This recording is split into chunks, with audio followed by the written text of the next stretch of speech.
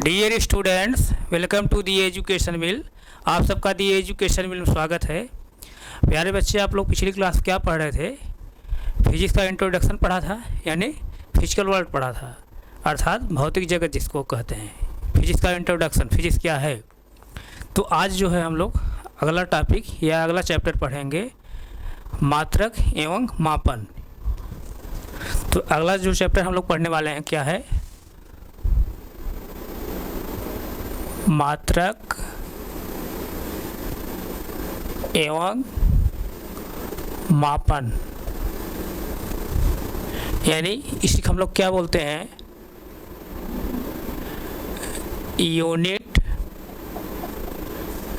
Unit and measurement.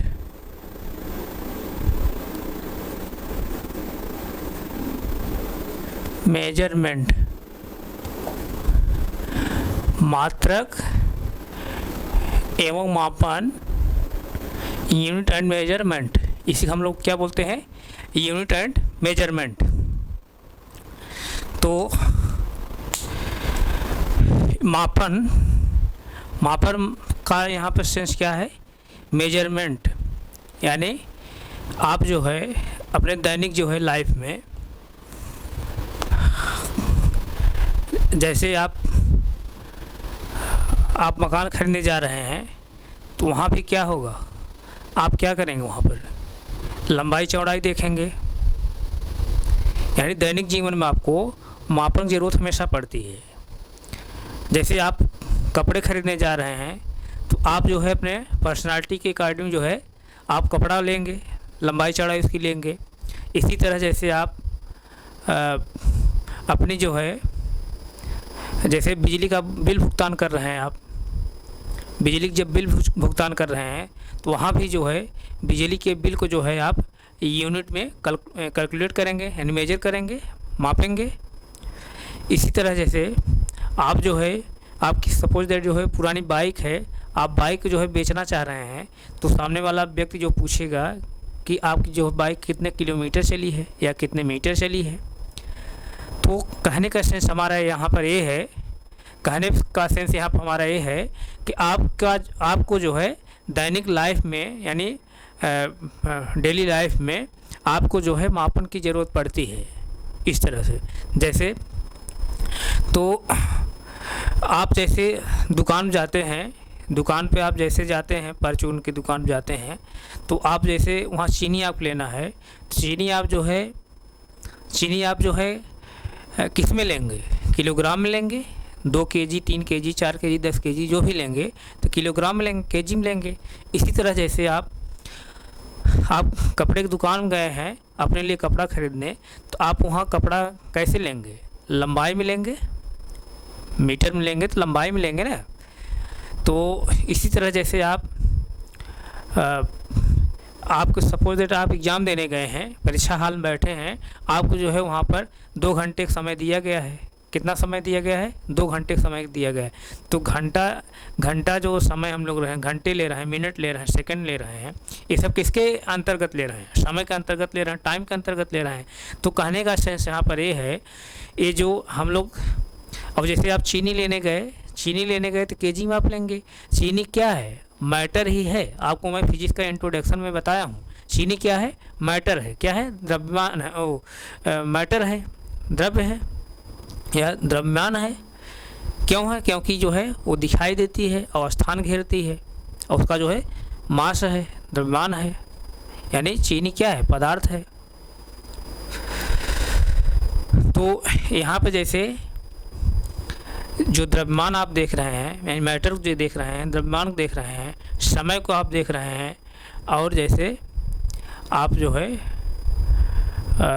लंबाई जैसे देख रहे हैं, आप लंबाई को, ये सब जो द्रव्यमान या समय, लंबाई, ये सब क्या है? ये सब क्या है? फिजिकल क्वांटिटीज़ हैं, यानी भौतिक राशियाँ हैं।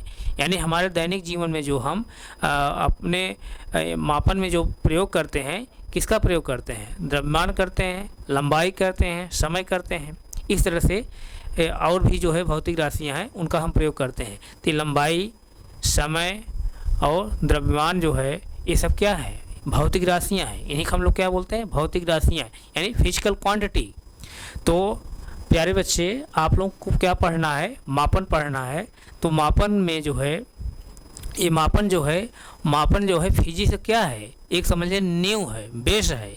मापन के बिना जो है फिजिक्स पढ़ना संभव ही नहीं है।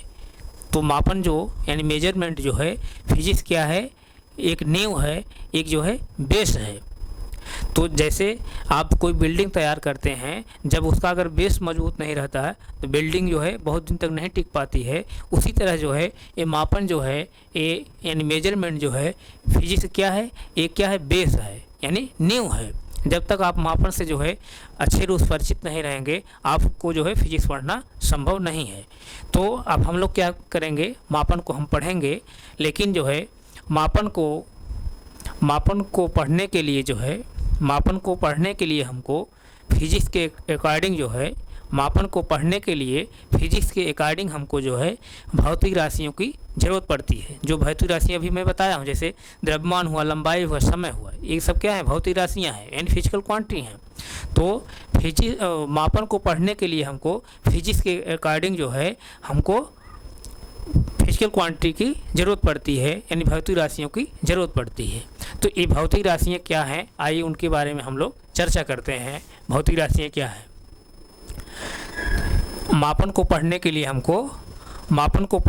हमको फिजिक्स के अकॉर्डिंग जो है फिजिकल क्वांटिटीज की आवश्यकता पड़ती है, यानी भौतिक राशियों की आवश्यकता पड़ती है, यानी फिजिकल क्वांटिटीज यानी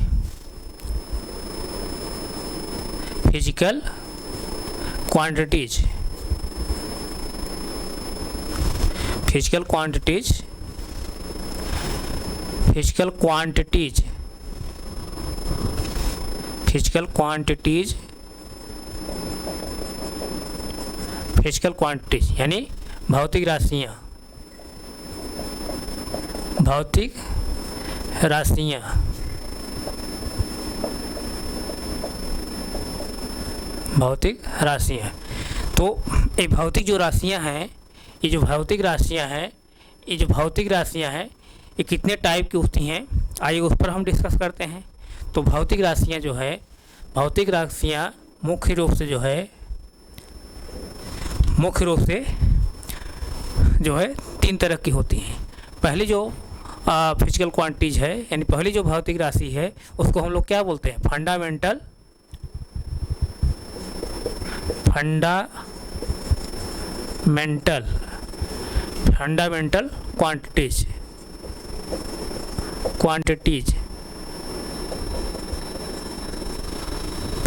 क्वांटिटीज।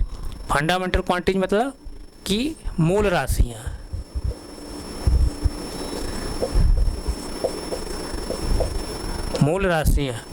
अब देखिए, इसके नाम से ही पता चल रहा है कि मूल राशि है, यानी फंडामेंटल क्वांटिटी, मूल राशियाँ।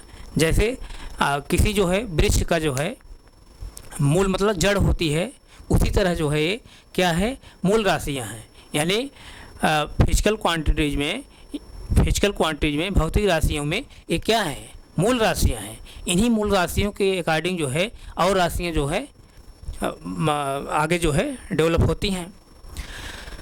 तो ये क्या है, ये जो मूल राशियाँ हैं क्या है, ये मूल राशियाँ जो हैं क्या है, एक तरह से क्या है, ये नींव है। बहुत मूल राशियाँ जो हैं फिजिकल क्वांटिटीज के लिए, भौतिक राशियों लिए क्या है, एक नींव है, यानी एक बेस है। जैसे जो है किसी वृक्ष के लिए उसकी जड़ जो है एक बेस होती है। वृक्ष की अगर जड़ कमज़ोर है तो वृक्ष जो है ज़्यादा दिन तक नहीं टिक पाता है। उसी तरह से जो है ये फंडामेंटल क्वांटिटी जो है ये फिजिकल क्वांटिटीज के लिए क्या है, बेस है। तो अगली जो है हम लोग फिजिकल क्वांटिटीज पढ़ेंगे। अगली जो फिजिकल क्वांटिटीज हम लोग पढ़ने वाले हैं वो क्या है, दूसरी जो फिजिकल क्वांटिटी है क्या है, पूरक जो है भौतिक राशियाँ या पूरक राशियाँ। इसी को हम लोग क्या बोलते हैं, सप्लीमेंट्री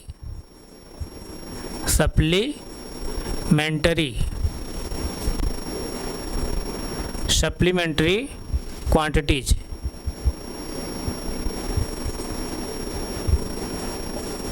क्वांटिटीज, सप्लीमेंट्री क्वांटिटीज यानी पूरक राशियाँ। इसको क्या बोलेंगे? पूरक राशियाँ। पूरक राशियाँ। तीसरी जो हम लोग क्वांटिटीज पढ़ते हैं, तीसरी जो क्वांटिटीज हम लोग पढ़ते हैं डेराइव्ड। कौन क्वांटिटीज? डेराइव्ड क्वांटिटीज यानी व्युत्पन्न राशियाँ। डिराइव्ड क्वांटिटीज,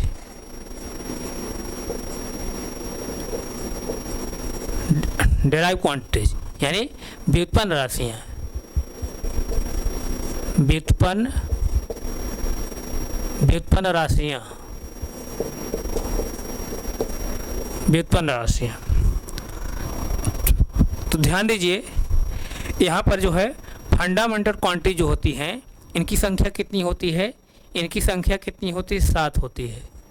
इनकी जो संख्या होती है 7 होती है। और ये पूरक क्वांटिटी जो होती हैं, सॉरी सप्लीमेंट्री क्वांटिटी होती हैं, जो पूरक राशियाँ होती हैं, इनकी संख्या कितनी होती है? 2 होती है। कितनी होती है? 2 होती है। और जो डिराइव्ड क्वांटिटीज हैं, ये जो डिराइव क्वांटिटीज हैं, इनकी संख्या कितनी होती है? इनफाइनाइट।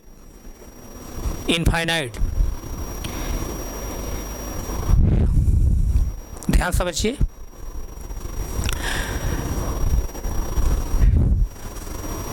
फिजिकल क्वांटिटीज में हम लोग पहले जो क्वांटिटीज पढ़ेंगे फंडामेंटल क्वांटिटीज पढ़ेंगे, यानी मूल राशियाँ। मूल राशियाँ क्या है? मतलब कि मूल राशियाँ क्या है? फिजिकल क्वांटिटीज की एज क्या है? समझ लीजिए जड़ है, बेस है। इसी तरह जो है दूसरी क्वांटिटीज हम लोग पढ़ेंगे क्या? सप्लीमेंट्री क्वांटिटीज यानी पूरक राशियाँ पढ़ेंगे। तीसरी जो क्वांटिटीज पढ़ेंगे फिजिकल क्वांटिटीज में डेराइव्ड क्वांटिटीज यानी व्युत्पन्न राशियाँ पढ़ेंगे। और ये जो डेराइव्ड क्वांटिटीज हैं यानी व्युत्पन्न जो राशियाँ हैं, व्युत्पन्न राशियाँ जो होती हैं, ये जो है फंडामेंटल क्वांटिटीज और सप्लीमेंट्री क्वांटिटीज के द्वारा जो है ये इनको जो है हम लोग निकालते हैं। यानी जो इनकी उत्पत्ति होती है फंडामेंटल क्वांटिटीज और जो है सप्लीमेंट्री क्वांटिटी के द्वारा होती है। कहने का ऑप्शन से यहाँ पर ये जो व्युत्पन्न राशियाँ होती हैं उनको जो है हम लोग फंडामेंटल क्वांटिटीज और जो है सप्लीमेंट्री क्वांटिटीज के माध्यम से प्राप्त करते हैं। तो ये जो राशियाँ हैं इनकी संख्या कितनी है? 7 है। इन 7 में जो है हम हम लोग एक एक करके आगे हम इसको जो है आपको हम काफ़ी जो है डीपली में उसको डिस्कस करने वाले हैं, लेकिन थोड़ा सा भी हम यहाँ पर आपको बताने वाले हैं ये 7 जो है राशियाँ क्या हैं, 7 मूल राशियाँ क्या हैं। उसमें आइए देखिए, पहली जो मूल राशि है क्या है? द्रव्यमान है। द्रव्यमान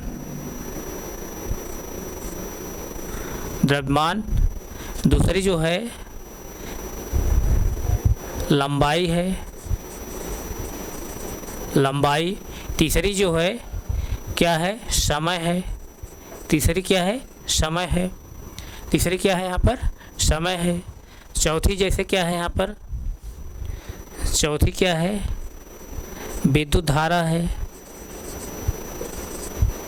विद्युत धारा है। पांचवी जो है क्या है? पांचवी क्या है? ज्योति तीव्रता है। ज्योति तीव्रता है। और छठवीं जो है, छठवीं जो हम लोग पढ़ते हैं, छठवीं जो राशि पढ़ते हैं हम लोग, वो क्या पढ़ते हैं? ताप है। ताप। सातवीं जो हम लोग पढ़ते हैं पदार्थ की मात्रा। पदार्थ की मात्रा। इस तरह से ये 7 जो है फंडामेंटल क्वांटिटीज हैं। 7 जो है फंडामेंटल क्वांटिटीज हैं। तो इस जो है जो सातों फंडामेंटल क्वांटिटीज हैं, यानी सातों जो मूल राशियां हैं, उनको हम लोग याद कैसे करेंगे? अगर ट्रिक से याद करना हो तो कैसे याद करेंगे? अभी जो से आपको मैं यहाँ लिख दिया, इसको अगर ट्रिक से याद करना है तो हम लोग कैसे याद करेंगे? कैसे याद करेंगे उसके लिए मैं एक ट्रिक बता रहा हूँ। ये ट्रिक क्या है उसको मैं एक ट्रिक बता रहा हूँ। उसके लिए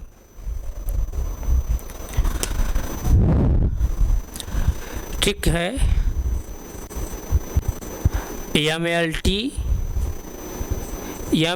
के टेम्पू, MLT के टेम्पू की CD,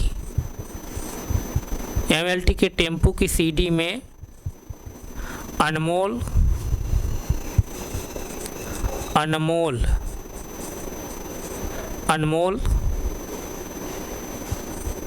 गानों की धारा है। MLT के टेम्पू की CD में अनमोल गानों की धारा है। और यहाँ पर जैसे देखिए, अभी हमें आप पेशेंस रखिए, ये जितनी भौतिक राशियाँ मैं बता रहा हूँ, यानी जो सातों मूल राशियों के बारे में बता रहा हूँ, उनको हम लोग उनका सिंबल क्या है, उनका सिंबल क्या है, अभी हम लोग वहाँ पे उसको डिस्कस करने वाले हैं। तो जैसे जो तीव्रता को हम लोग यहाँ पर इस तरह से भी इसको जानते हैं, CD, इस तरह से भी को लिखते हैं। तो यहाँ जैसे देखिए, ये जो ट्रिक मैं बता रहा हूँ क्या है, MLT के टेम्पू की CD में अनमोल गानों की धारा है। MLT के टेम्पू की CD में अनमोल गानों की धारा है। तो यहाँ से आप ध्यान दीजिए, यहाँ से एम का, जैसे देखिए MLT क्या है, MLT समझ लीजिए कोई क्या कंपनी है। MLT क्या है? कोई कंपनी है, या कंपनी अगर नहीं समझ रहे हैं तो आप इसको सिंपल समझिए। MLT मतलब क्या? मोहनलाल तिवारी के टेम्पू की CD में अनमोल गानों की धारा है। मोहनलाल तिवारी के टेम्पू की CD में अनमोल गानों की धारा है। तो यहाँ से यम्स क्या हो जाएगा? यम्स क्या हो जाएगा? द्रव्यमान हो जाएगा। यम्स क्या हो जाएगा? मास यानी द्रव्यमान। मास यानी इसी को हम लोग क्या कहते हैं? द्रव्यमान हो जाएगा। और एल से क्या हो जाएगा? लेंथ यानी लंबाई हो जाएगी। दूसरी लंबाई हो गई। तीसरा जैसे क्या हो, टीस क्या हो जाएगा? टाइम हो जाएगा। टाइम यानी समय हो गया। MLT के टेम्पू की CD में अनमोल गानों की धारा है। अब यम्स क्या हुआ? मास हुआ यानी द्रव्यमान हुआ। एल से क्या हुआ? लेंथ हुआ, लंबाई हुआ। टीस क्या हुआ? टाइम हुआ, समय हुआ। और टेम्पूस क्या हो जाएगा? टेम्परेचर। टेम्पूस क्या हो जाएगा?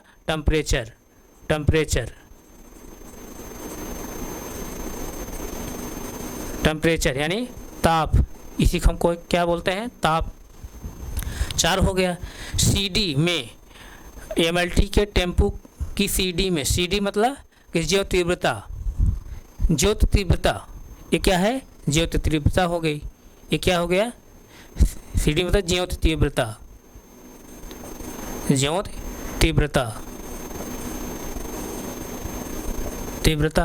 इस तरह से हुआ। अनमोल गानों की धारा है। अनमोल गानों की यहाँ लिख लीजिए थोड़ा। अनमोल गानों की धारा है। अब अनमोल, मोल क्या है?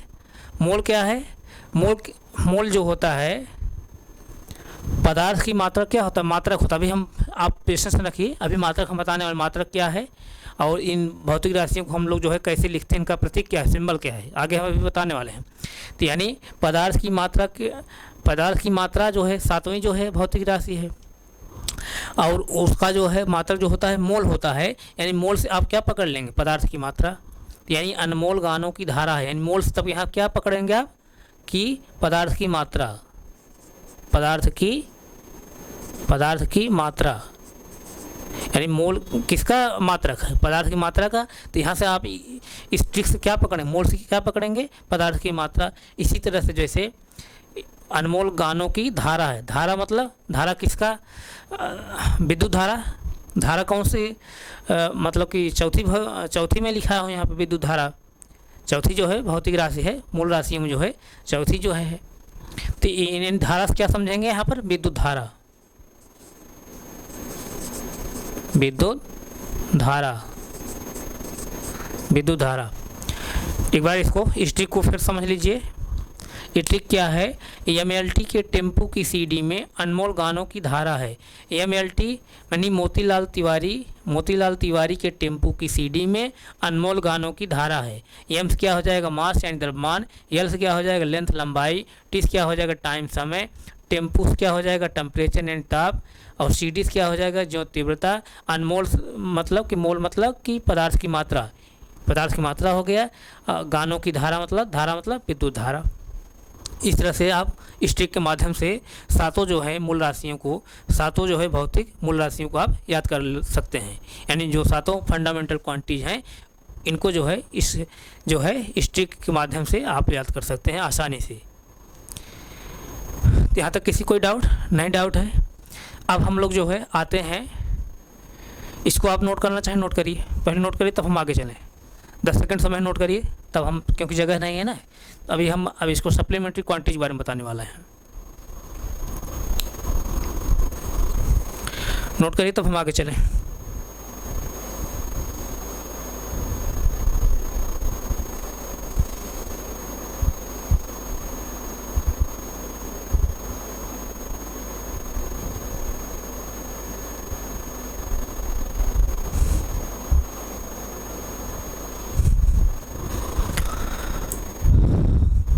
नोट हो गया, नोट हो गया। तो इसको हम थोड़ा सा मिटाना चाह रहे हैं, क्योंकि हमको इसके बारे में डिस्कस करना है थोड़ा सा, जो सप्लीमेंट्री क्वांटिटीज है। अब सप्लीमेंट्री क्वांटिटीज कितनी होती हैं, 2 मैं बता रहा हूँ। तो इसमें कौन कौन होती है, पहला क्या होता है, रेडियन होता है, रेडियन। पहला क्या होता है, रेडियन होता है, रेडियन। और दूसरा क्या होता है, स्टेरेडियन,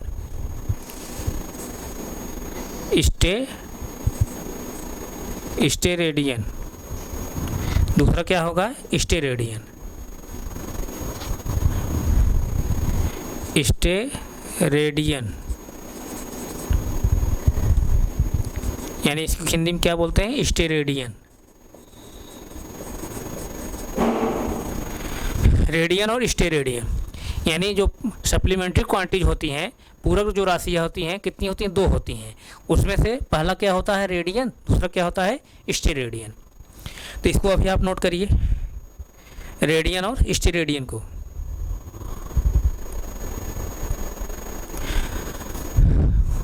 यहाँ तक बात समझ में आई। अब आगे हम लोग चल रहे हैं। अब ये जो तीसरी जो क्वांटिटीज होती है, डेराइव्ड क्वांटिटीज, यानी व्युत्पन्न राशियाँ। और व्युत्पन्न राशियाँ जो होती हैं इनफाइनाइट तक हो सकती हैं। अभी जो है कुछ जो है राशियों का जो है खोजें हुई हैं, कुछ कभी होनी है, कुछ और होंगी। तो ये कितनी हो सकती हैं, इनफाइनाइट। तो ये जो व्युत्पन्न राशियाँ हैं, यानी डेराइव्ड क्वांटिटीज हैं, ये किसके माध्यम से प्राप्त होती हैं, फंडामेंटल क्वांटिटीज और सप्लीमेंट्री क्वांटिटीज के माध्यम से प्राप्त की जाती हैं। यानी व्युत्पन्न जो राशियाँ होती हैं मूल राशियों के द्वारा और पूरक राशियों के द्वारा प्राप्त की जाती हैं। तो यहाँ पर जो है इनकी संख्या क्या है, इनफाइनाइट है। तो यहाँ पर सिर्फ हम यही लिखेंगे, ये वे राशियाँ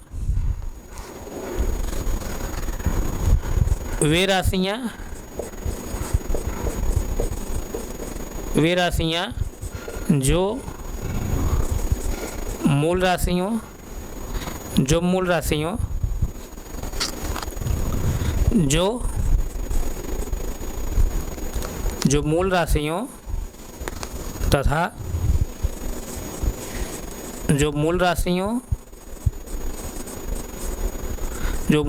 तथा पूरक राशियों के द्वारा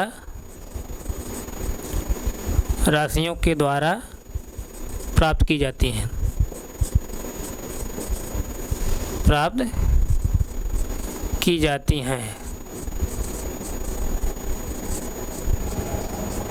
वे राशियाँ जो मूल राशियों तथा पूरक राशियों के द्वारा प्राप्त की जाती हैं उसको हम लोग क्या कहते हैं? व्युत्पन्न राशि यानी डेराइव्ड क्वांटिटीज। तो इसको नोट करिए तो फिर आगे चलें। नोट करिए, 10 सेकंड समय नोट करिए।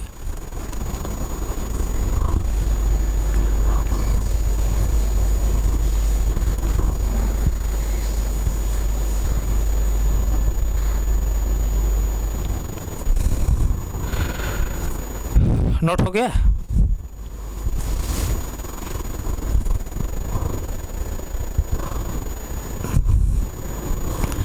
नोट हो गया?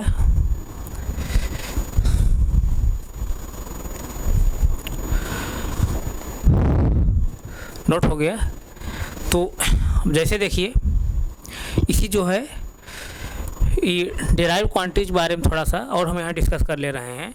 डेराइव क्वांटिटीज क्या हैं? व्युत्पन्न राशियाँ, यानी वे राशियाँ जो मूल राशियों तथा पूरक राशियों के माध्यम से प्राप्त की जाती हैं, या वे राशियाँ जो मूल राशियों तथा पूरक राशियों के द्वारा प्राप्त की जाती हैं उसको हम क्या कहते हैं? व्युत्पन्न राशि यानी डेराइव क्वांटिटीज कहते हैं। जैसे देखिए, अगर हम यहाँ मैं ऊपर लिख दे रहा हूँ, जैसे देखिए, अगर एरिया को अगर लिखना चाहें, यानी क्षेत्रफल को लिखना चाहें, एरिया को अगर लिखेंगे तो क्या लिखते हैं? लंबाई गुणे चौड़ाई लिखते हैं ना, लेंथ इंटू ब्रीड्थ। तो लंबाई और गुणे चौड़ाई जो होती है ये किस में होती है? लेंथ में ही होती है ना, लेंथ में ही होती है। तो यानी यहाँ पर जो लंबाई और चौड़ाई हम लिख रहे हैं, लंबाई गुणे चौड़ाई जो लिख रहे हैं लेंथ में ही होती है। तो ये कहाँ से प्राप्त हो रही हैं? लेंथ कहाँ से आ रहा है? मूल राशियों से ही आ रहा है। इसी तरह से जैसे अगर हम वॉल्यूम को ले लें, वॉल्यूम मतलब कि आयतन, वॉल्यूम को ले लें तो वॉल्यूम में क्या होता है? Length into breadth into height, length into breadth into height, यानी लंबाई गुणे चौड़ाई गुणे ऊंचाई। इसमें भी जो आ रहा है क्या? लंबाई आ रही है, चौड़ाई आ रहा है, ऊंचाई आ रहा है। तो लंबाई किस में नापते हैं हम लोग? इसी लंबाई मतलब इसी में नापेंगे या मीटर में नापेंगे। चौड़ाई भी लंबाई के माध्यम से नापेंगे यानी मीटर नापेंगे, ऊंचाई भी लंबाई के माध्यम से नापेंगे यानी मीटर नापेंगे। तो ये जो लंबाई आ रही है यहाँ पर, एक कौन राशियाँ हैं? मूल राशियों के ही अंतर्गत आती है। यानी कहने का सेंस जो है, ये जो राशियाँ हमको प्राप्त हो रही हैं व्युत्पन्न राशियाँ हैं। क्यों व्युत्पन्न राशियाँ हैं? क्योंकि इसके अंतर्गत जो भी राशियाँ आ रही हैं सब जो है मूल राशियों के द्वारा ही प्राप्त की जा रही हैं। तो समझ में आई बात नहीं? इसी तरह जैसे अगर हम स्पीड को लिखें, यानी स्पीड मतलब चाल को लिखें, स्पीड मतलब चाल बराबर क्या होता है? डिस्टेंस बटे टाइम, समय बटे दूरी बटे, चाल बराबर क्या? दूरी बटे समय। तो डिस्टेंस को किस में नापेंगे आप? लंबाई में नापेंगे। टाइम किस में नापेंगे? टाइम आ रहा है, समय आ रहा है, वो क्या है? मूल राशि के अंतर्गत ही आ रहा है। और डिस्टेंस जो नापेंगे लंबाई के माध्यम से, लंबाई भी क्या आ रही है? मूल राशि के अंतर्गत ही आ रही। यानी कहने के सेंस जो ये इस तरह से जो राशियाँ प्राप्त हो रही हैं ये क्या है? डेराइव क्वांटिटीज हैं। क्यों हैं? क्योंकि ये जो राशियाँ हैं या तो जो है फंडामेंटल क्वांटिटीज प्राप्त होंगी या तो जो है सप्लीमेंट्री क्वांटिटीज प्राप्त होंगी। तो इसको आप यहाँ तक नोट करिए, तो फिर आगे हम चलें।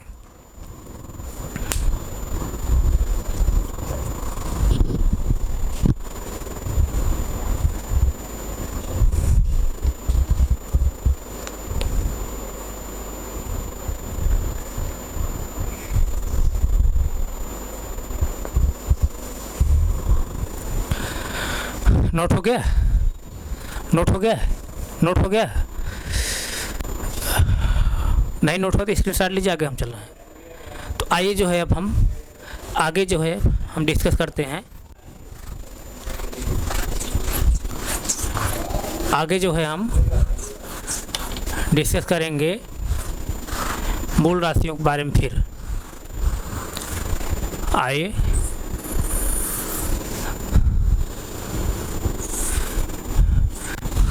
मूल राशियों के यानी फंडामेंटल क्वांटिटीज के बारे में जो है हम बात करते हैं। फिर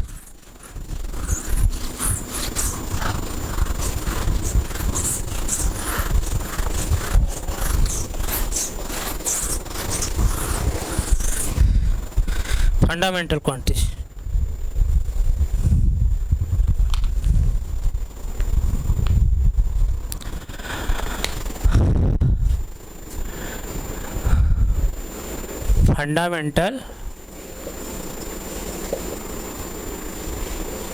फंडामेंटल क्वांटिटीज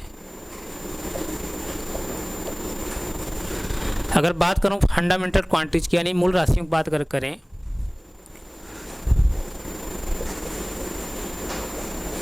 मूल राशियों की बात करें अगर हम, तो मूल राशियों को प्रेजेंट करने के लिए यानी मूल राशियों को रिप्रेजेंट करने के लिए या मूल राशियों को लिखने के लिए हमको जो है हमको यहाँ से 3 जो है कंपोनेंट की आवश्यकता पड़ती है। किसी भी फंडामेंटल क्वांटिटीज को यानी मूल राशियों को व्यक्त करने के लिए हमको जो है 3 कंपोनेंट की ज़रूरत पड़ती है, यानी 3 घटक की ज़रूरत पड़ती है। यानी 3 जो है यानी फंडामेंटल क्वांटिटीज को लिखने के लिए हमको 3 जो है कंपोनेंट यानी घटक की ज़रूरत पड़ती है।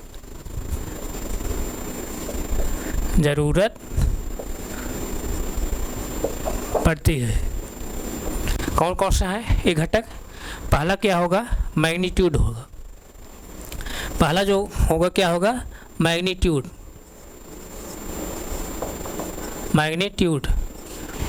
मतलब क्या?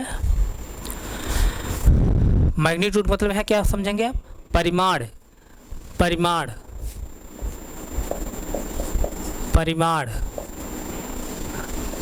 परिणाम नहीं, परिमाण।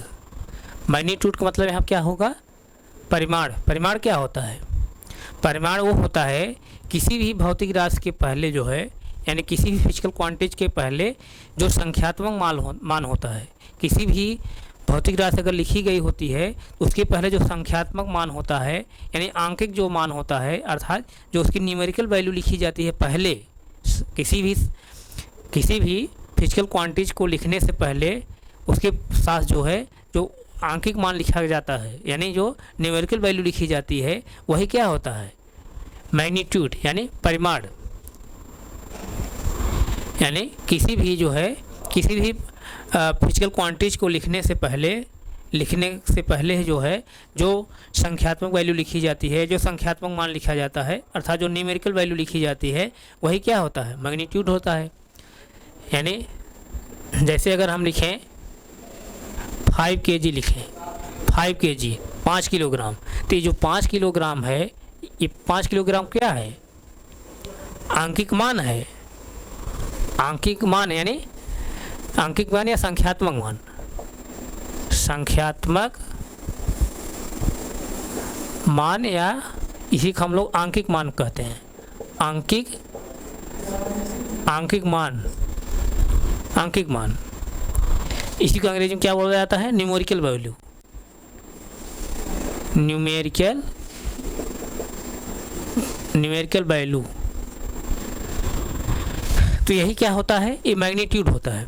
यानी किसी भी जो है फिजिकल क्वांटिटीज को हमको लिखने के लिए 3 कंपोनेंट की ज़रूरत पड़ती है यानी 3 घटक की ज़रूरत पड़ती है। उसमें पहला जो घटक है मैग्नीट्यूड है यानी परिमाण है। परिमाण क्या होता है? किसी भौतिक राशि के जो है पहले जो आंकिक मान होता है वही क्या होता है? परिमाण होता है।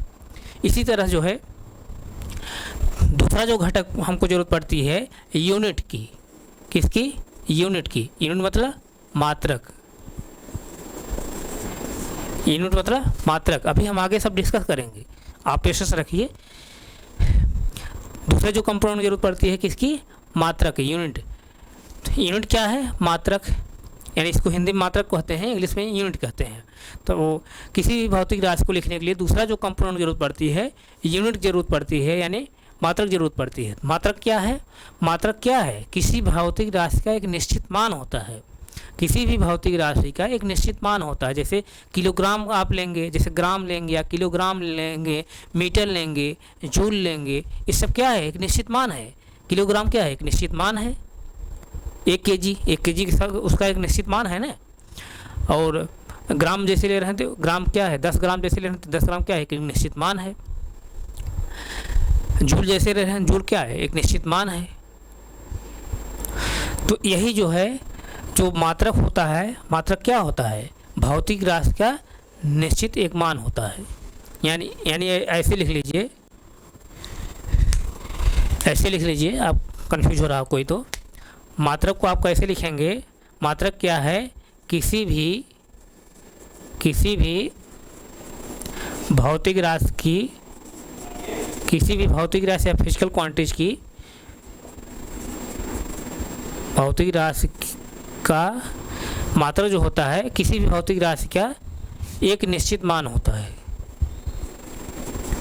एक निश्चित मान होता है, मान होता है। जैसे क्या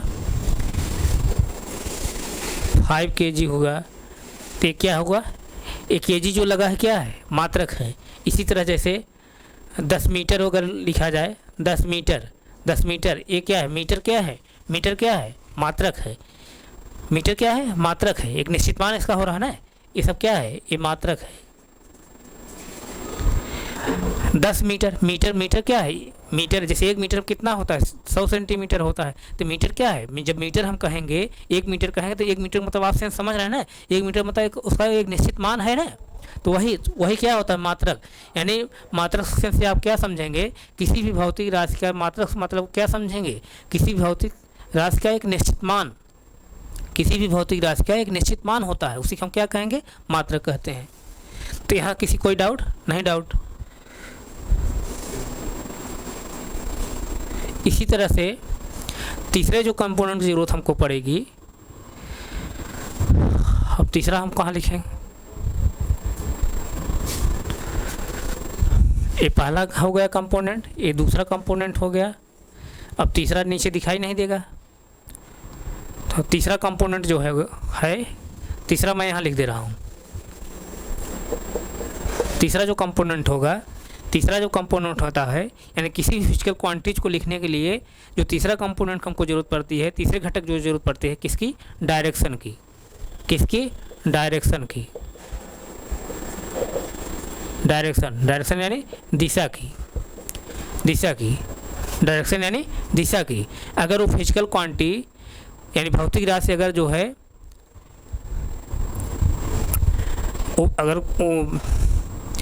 अगर जो फिजिकल क्वांटिटी दी रही होगी, यानी जो फिजिकल क्वांटिटी रहेगी, अगर उसमें दिशा होगी तो उसको हम लोग क्या बोलते हैं? वेक्टर बोलेंगे। तब अगर उसमें दिशा रहेगी तो उसको हम क्या बोलेंगे? वेक्टर यानी सदिश। अब ये सब आगे सब पढ़ने वाले हैं। अभी आप पेशेंस रखिए, सब आगे पढ़ेंगे। वेक्टर क्वांटिटी क्या, स्केलर क्वांटिटी क्या, आगे सब पढ़ेंगे। अगर किसी भौतिक राशि में जो है दिशा नहीं रहेगी तो उसको हम क्या बोलेंगे? स्केलर तब बोलेंगे, यानी अदिश राशि बोलेंगे। अगर दिशा नहीं है तो क्या बोलेंगे? स्केलर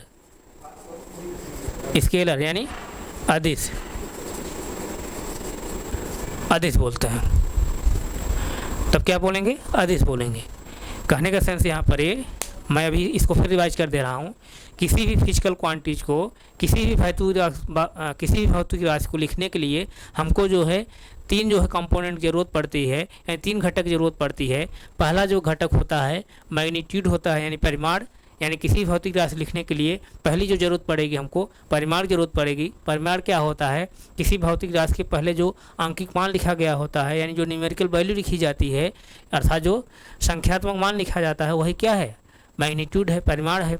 इसी तरह जो है किसी भी भौतिक राशि को लिखने के लिए हमको दूसरा जो कंपोनेंट की ज़रूरत पड़ती है वो क्या है? यूनिट है, मात्रक है। मात्रक क्या होता है? किसी भी भौतिक राशि का एक निश्चित मान होता है। जैसे देखिए 5 kg, 10 मीटर, ये मीटर और केजी ये सब क्या है, एक निश्चित मान है। केजी की जब अगर आप कहा जाएगा तो इसका मतलब केजी मतलब आप एक निश्चित मान है, 1 किलोग्राम कुछ निश्चित मान है, मीटर मतलब एक निश्चित मान है। तो इस तरह से इसी तरह जो तीसरा जो कंपोनेंट हमको ज़रूरत पड़ती है किसी भी फंडामेंटल क्वांटिटीज को, किसी भी भौतिक राशि को लिखने के लिए, जो तीसरी हमको ज़रूरत पड़ती है, तीसरे घटक जो ज़रूरत पड़ती है, तीसरे कंपोनेंट ज़रूरत पड़ती है, वो क्या है, डायरेक्शन की। अगर फिजिकल क्वांटिटी जो है उसमें अगर दिशा होगी तो वो क्वांटिटीज क्या होगी, वेक्टर क्वांटिटीज होगी, यानी सदिश राशि होगी। अगर फिजिकल क्वांटिटीज में दिशा नहीं रहेगी तो क्या होगी, स्केलर क्वांटिटीज होगी, यानी अदिश राशि होगी, सदिश राशि या अदिश राशि होगी। तो यहाँ तक किसी को कोई डाउट नहीं? डाउट है, आप इसको यहाँ तक नोट करिए तो फिर आगे हम चले। इसको नोट करिए।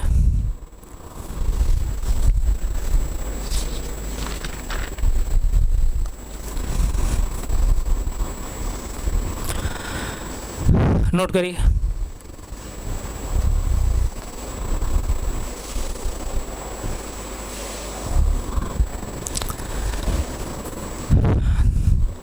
समझ में आया? तो किसी भी फिजिकल क्वांटिटीज को लिखने के लिए हमको 3 कंपोनेंट जरूरत पड़ती है। पहला कंपोनेंट क्या है, मैग्नीट्यूड, दूसरा कंपोनेंट क्या है, यूनिट, तीसरा कंपोनेंट क्या है, डायरेक्शन।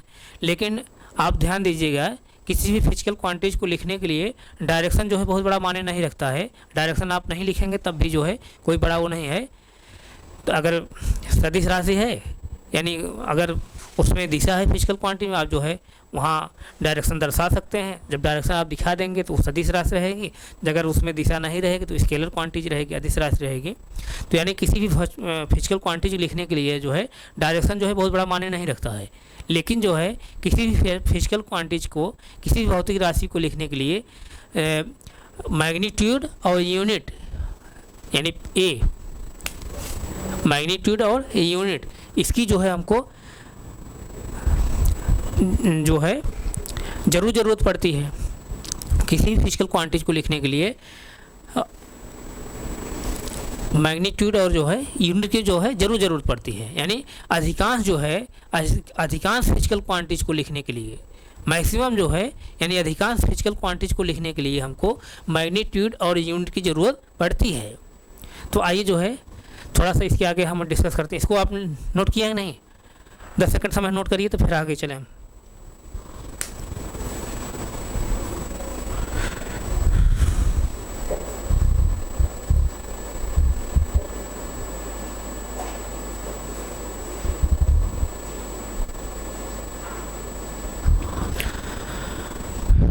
नोट हो गया? तो आइए आगे चलें।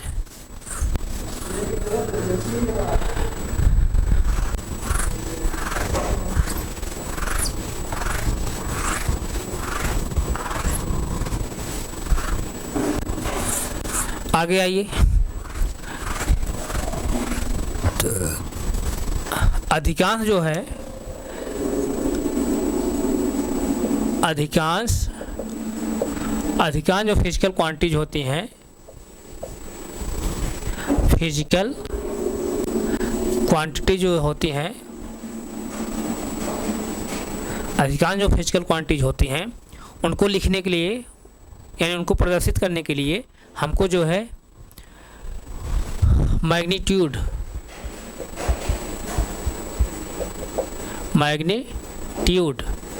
यानी परिमाण और प्लस किसकी ज़रूरत पड़ती है, यूनिट की। डायरेक्शन जो है बहुत मायने नहीं रखता है, यूनिट यानी मात्रक ज़रूरत पड़ती है। अधिकांश जो है भौतिक राशियाँ जो हैं उनको लिखने के लिए हमको परिमाण और यूनिट की ज़रूरत पड़ती है। लेकिन उसमें भी मैग्नीट्यूड जो है एकदम कंपलसरी होता है। मैग्नीट्यूड जो कंपोनेंट है, यानी पहला जो घटक है मैग्नीट्यूड,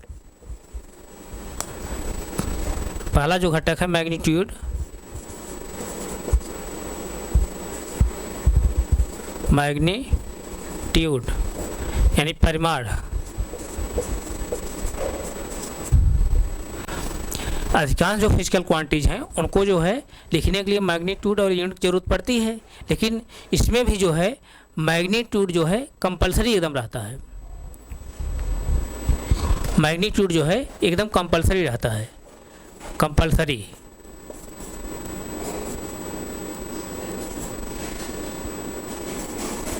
कंपलसरी, कंपलसरी मतलब अनिवार्य रहता है।